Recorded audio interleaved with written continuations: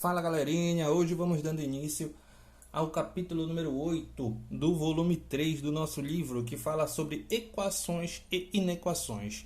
Então, antes de falarmos especificamente sobre os conceitos de equações e inequações, precisamos aprender alguns conceitos que vão facilitar o nosso entendimento na hora de resolver e representar uma determinada equação. Primeiro deles começa falando sobre expressões algébricas, né? Então, quando a gente fala de expressões algébricas, álgebra indica representação, ou vou utilizar letras para representar números, termos desconhecidos, né? Então, a partir de agora, nós vamos ter algumas situações em que vão aparecer algumas letrinhas para representar termos desconhecidos ou números desconhecidos, tá? Começando inicialmente com a ideia de sequência. O que você entende por sequência, né? É uma coleção de elementos ordenados segundo um padrão, né? Seguindo um padrão, onde cada elemento do termo de uma sequência cada elemento é denominado termo dessa sequência, né? Então, as sequências elas podem ser tanto finita quanto infinita.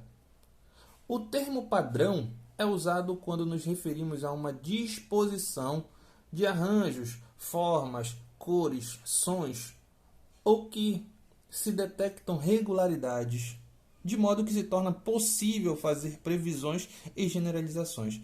Então, como é que funciona isso, né? Então, aqui eu coloquei alguns exemplos. Eu tenho essa sequência aqui, ó, 1, 3, 5, 7, 9. Se você prestar atenção aqui, ó, 1, 3, 5, 7, 9. São todos números ímpares, né?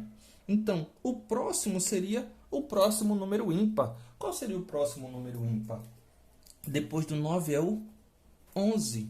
Depois do 11, o 13.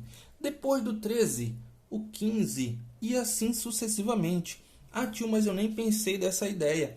Tá aqui, ó. Do 1 para o 3 foi somado 2 unidades. Do 3 para o 5, mais 2 unidades. Do 5 para o 7, mais 2 unidades. Do 7 para o 9, mais 2 unidades. Ou seja, essa seria a minha regularidade, né? Ou seja, tem como eu tornar isso previsível, né? Tem como prever qual que seria o próximo número. Se todos, de um número para o outro, está sempre somando 2 unidades, então aqui, ó, do 9 eu vou somar 2 unidades para chegar no 11. Do 11 mais 2 unidades para chegar no 13. Do 13 mais 2 unidades para chegar ao 15, né? Coloquei mais um exemplo aqui, ó. 4, 5, 7, 10, 14, 19. Zetil agora tá meio complicado, ó. Do 4 passou para o 5, do 5 passou para o 7, do 7 passou para o 10. Meu Deus, o que eu faço agora? Do 4 para o 5, ó, foi somado uma unidade, não foi? Do 5 para o 7 foi somado 2 unidades. Do 7 para o 10 foi somado 3 unidades. Do 10 para o 14 foi somado 4 unidades. Do 14 para o 19 foi somado 5 unidades. Ó, se você continuar com essa mesma regularidade, então aqui do 19 para o próximo número eu tenho que somar 6 unidades. 19 mais 6 vai dar 25. Do 25 para o próximo eu tenho que somar 7 unidades. Então, 25 mais 7, 32. Do 32 para o próximo eu tenho que somar 8 unidades. Então, isso vai dar 40. Então, aqui eu tenho, ó, eu posso prever qual seria o próximo elemento da minha sequência, assim como eu posso fazer generalizações, né? O que vai acontecer sempre, né? Então, eu tenho identificado aqui o meu padrão. Ó, eu identifiquei o padrão, e assim eu posso generalizar, né? Então, ó, o próximo seria mais 9 e assim sucessivamente, tá? Próximo conceito que nós vamos estudar é de generalização. O que é generalização? A identificação das regularidades em uma sequência possibilita realizar generalizações. Então, depois que eu identifico qual é a regularidade, eu posso generalizar, ou seja, colocar em uma forma que dê para eu identificar para qualquer valor, ok? Então aqui, ó, exemplo.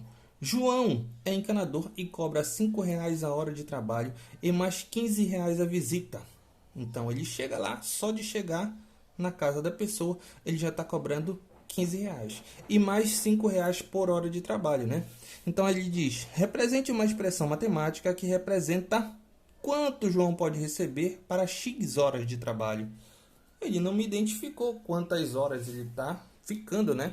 Ele deu uma hora qualquer. Então, primeiramente, se ele trabalhar uma hora, seria 15 mais 5 vezes a quantidade de horas, né? Então, multiplica primeiro e depois soma. 15 mais 5, 20. Então, isso daqui é uma representação para uma hora de trabalho. Se ele passasse 3 horas de trabalho, então seria 15 mais 5 vezes 3, né? 15 é o valor só dele chegar na casa da pessoa e mais cada hora que ele trabalhou. No caso, cada hora é R$ 5, então é 5 vezes 3, que vai dar um total de 30, né? Se você prestar atenção aqui, ó, as horas trabalhadas elas estão mudando. Se ele passar 7 horas trabalhando, então aqui, ó, 15 mais 5 vezes 7. 5 vezes 7, 35, mais 15 vai dar 50. Então, para 7 horas de trabalho, R$ 50. Então, ó, 1 hora, 3 horas, 7 horas. O que muda sempre? Só a quantidade de horas, né? Que eu vou representar pela letra X. Ó, X horas, né? Então, essa representação aqui, essa expressão matemática, ela representa o valor que o João vai receber para qualquer quantidade de horas que ele tenha trabalhando. No caso, se ele tiver trabalhado 10 horas, basta eu trocar aqui, ó, o x por 10, né? 10 vezes 5 vai dar 50, com mais 15, 65. Ok? E assim sucessivamente, tá? E assim sucessivamente. Beleza? Então aqui, ó, esse daqui seria a representação de uma generalização, ok? Continuando, vamos falar sobre linguagem algébrica. Linguagem algébrica, ou seja, toda expressão algébrica ou expressão matemática que representa números e operações entre eles, apresentam também letras no lugar de valores desconhecidos, de termos desconhecidos ou variáveis. Tio, eu não entendi nada. Por exemplo, a gente já estudou como calcular a área de um retângulo, né? Eu já sei que quando eu calculo a área de um retângulo, basta eu multiplicar aqui o comprimento, que eu chamo de base, vezes a altura, né? Então aqui, ó, essa aqui é uma representação de forma de uma linguagem algébrica, né? Onde o B e o H estão representando termos desconhecidos ou variáveis, podem ser chamados de variáveis. Por quê? Independentemente de qual retângulo eu esteja calculando, basta depois eu substituir, né? No caso, se a minha base aqui é 4 e a minha altura é 5, vai ficar 4 vezes 5. Isso daqui é uma forma de generalizar, Ok?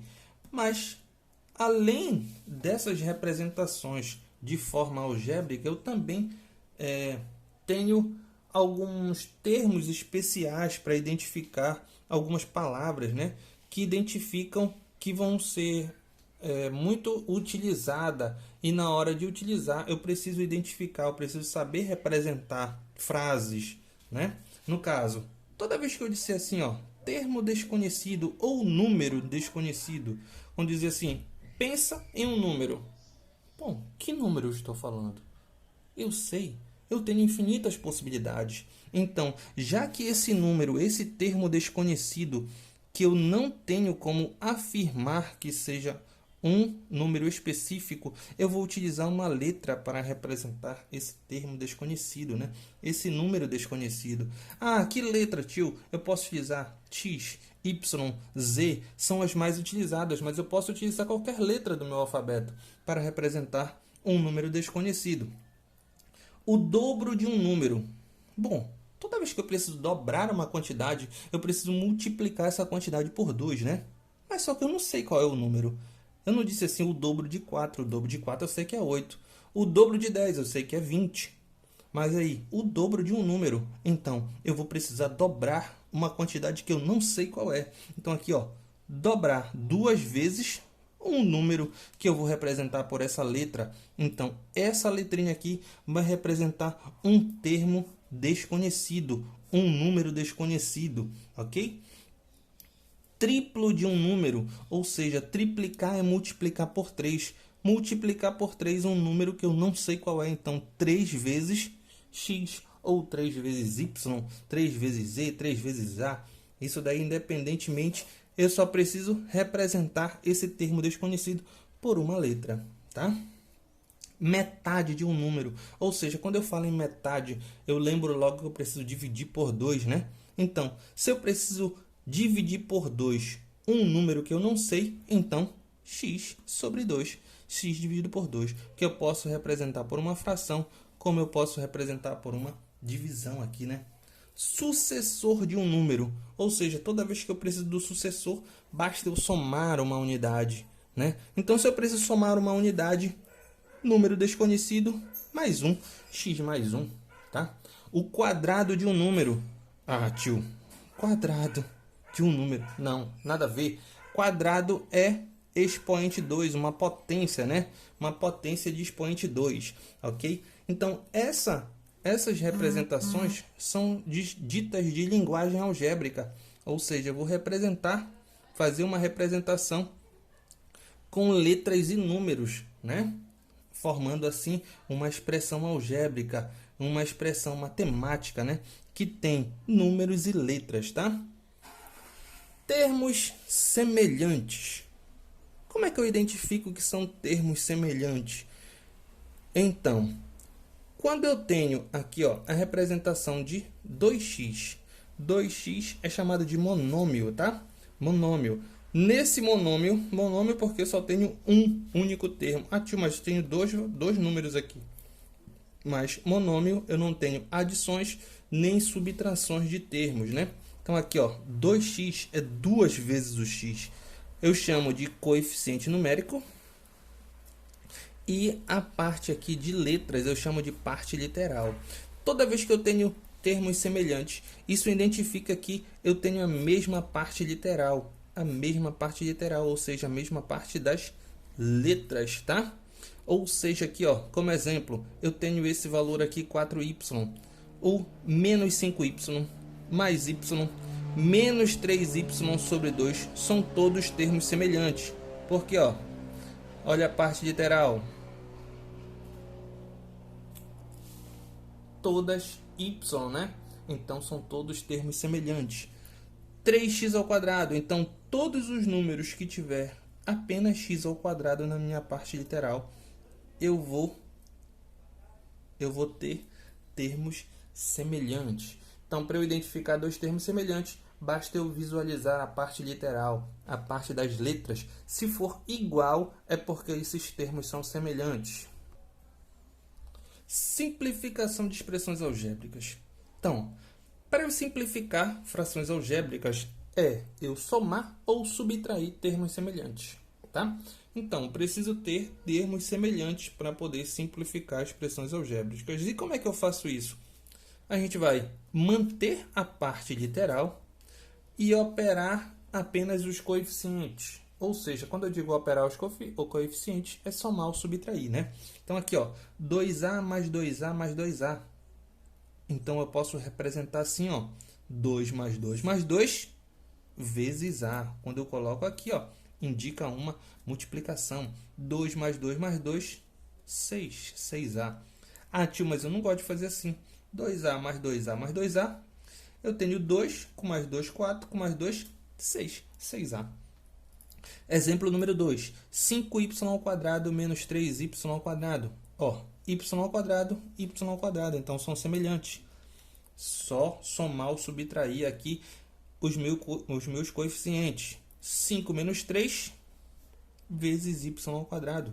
5 menos 3, 2, 2y ao quadrado. Bastava subtrair aqui, ó. Beleza? Exemplo número 3. Menos 7xy e mais 3xy. Mesma ideia, ó. Representa aqui a parte, o coeficiente e repete a parte literal. Menos 7 mais 3. Sinais diferentes, subtrai e conserva o sinal do maior. Então aqui dá menos 4xy. Menos 4xy. Ok? Bastava aqui, ó. Subtrai porque sinais são diferentes e repete a parte literal. Mesma ideia. 8x² menos 13x²y. Repete aqui os coeficientes. 8 menos 13, xy aqui em forma de multiplicação. Subtrai porque os sinais são diferentes. 8, mais 8 e menos 13.